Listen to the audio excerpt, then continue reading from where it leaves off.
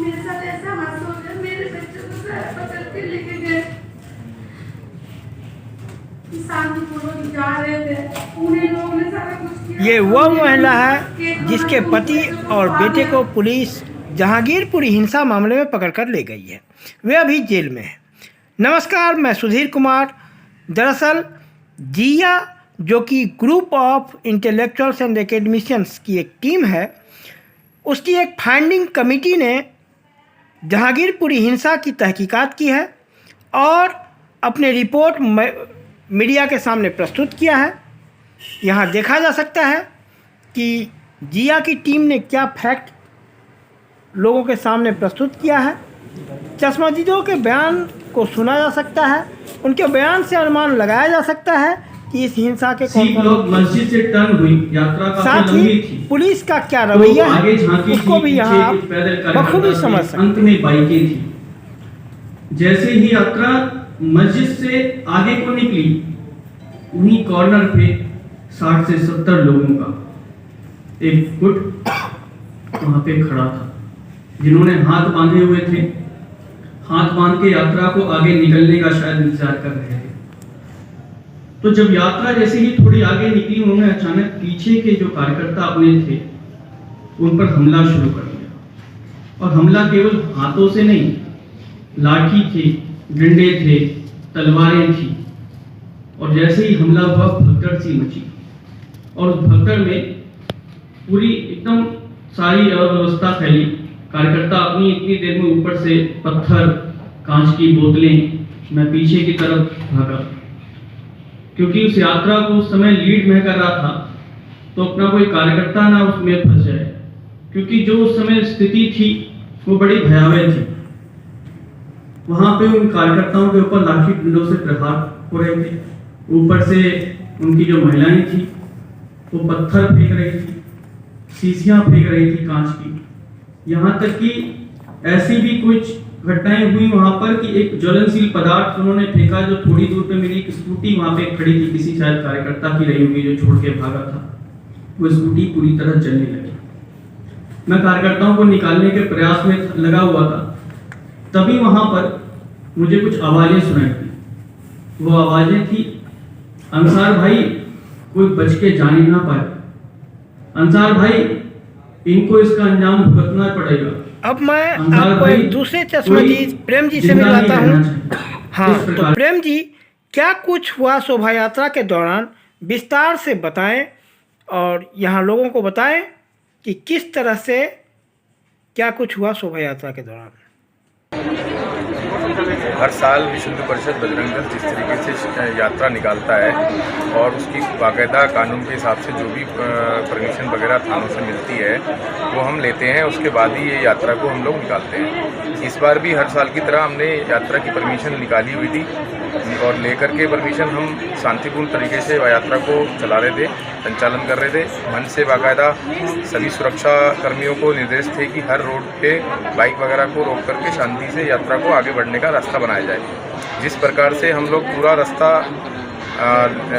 रास्ते में हम लोग पूरा रास्ता हमने पार कर लिया और जिस तरीके से अंतिम पड़ाव में हम लोग यात्रा में मस्जिद के सामने से हम लोग जाने लगे, तो भी एकदम अचानक से सभी तरफ से, चारों तरफ से, मस्जिद के चारों तरफ से हमला होने लग गया पत्थर का, बोतलों का। और हम लोगों की सुरक्षा टीम एकदम अपने कार्यकर्ताओं को निकाल करके बाहर निकालने के लिए उसको प्रयास करने लगी। लेकिन परमिशन तो आपको थाना सभी दोनों थानों से हमारे पास परमिशन थी और हम लोग अपने भारत में हम लोग यात्रा निकाल रहे हैं। इससे ज़्यादा जब परमिशन थी आपको, तो एफआईआर दोनों तरफ के लोगों को अरेस्ट किया गया, तो इसके लिए आप लोगों ने फिर थाना में कुछ नहीं किया?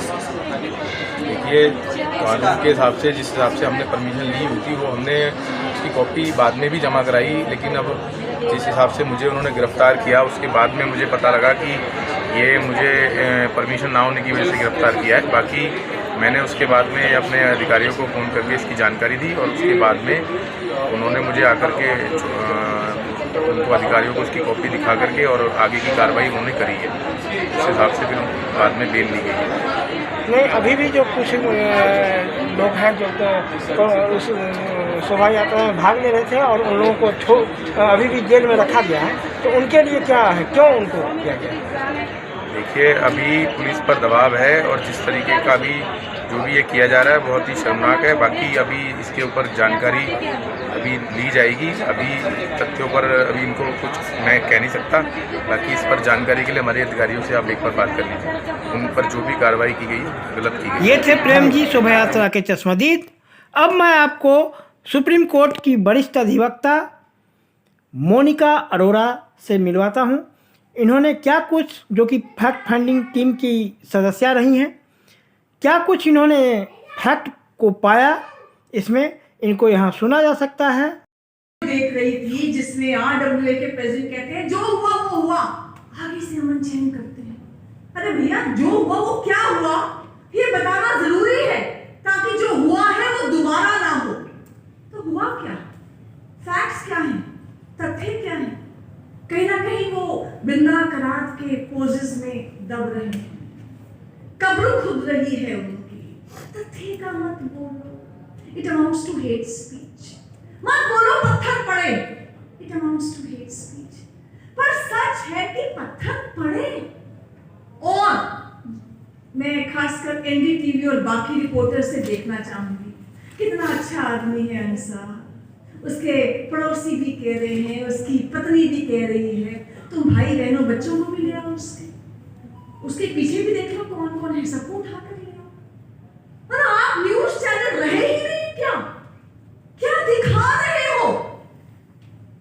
One student, Umar Khalid, one humanitarian, senator, बहुत अच्छा व्यक्ति इंसान। न्यूज कहाँ गई?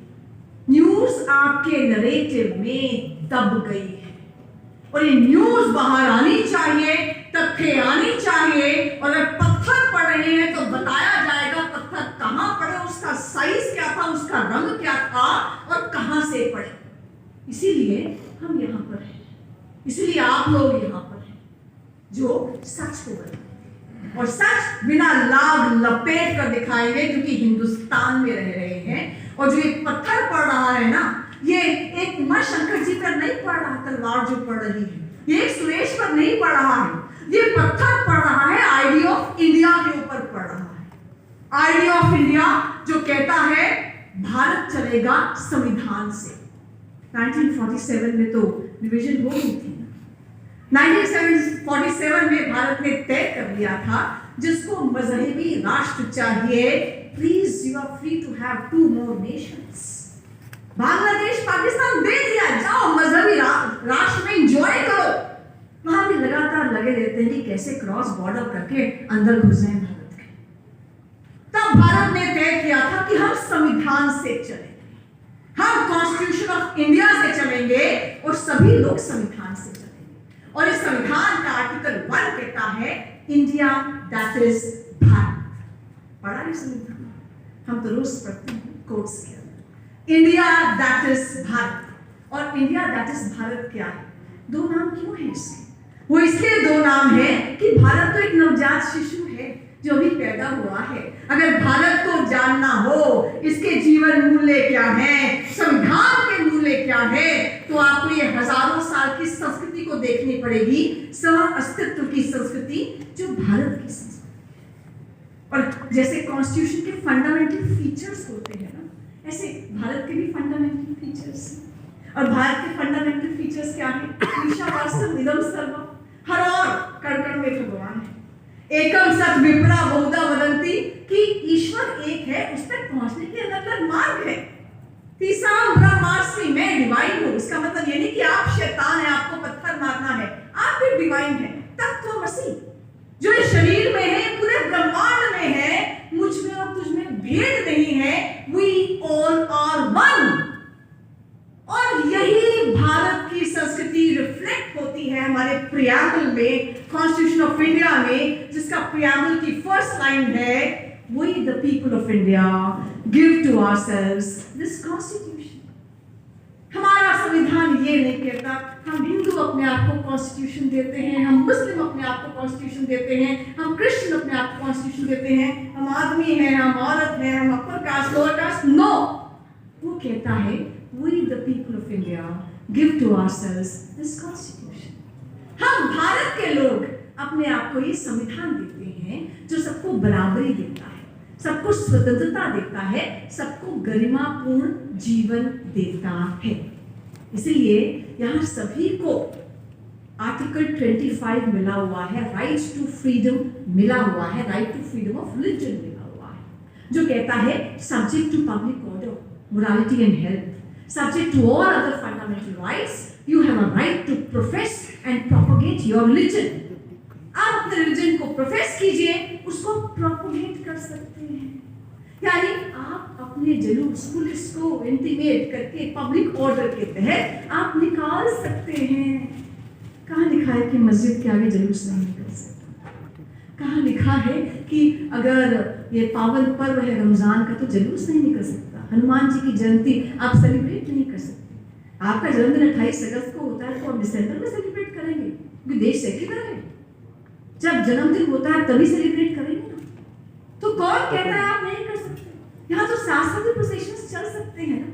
लेकिन अगर ये पत्थर मारे जाएंगे और बॉटल्स मारी जाएंगी, चाहे वो जाफराबाद हो और फिर दंगे हो, और या वो आज 2022 में जहांगीरपुरी हो, कल 2023 में आप थी मोनिका अरोड़ा, वरिष्ठ अधिवक्ता सुप्रीम कोर्ट। अब आपको अंदाज़ा लग गया होगा कि वास्तव में जहांगीरपुरी हिंसा का दोषी कौन। वीडियो देखने के लिए धन्यवाद।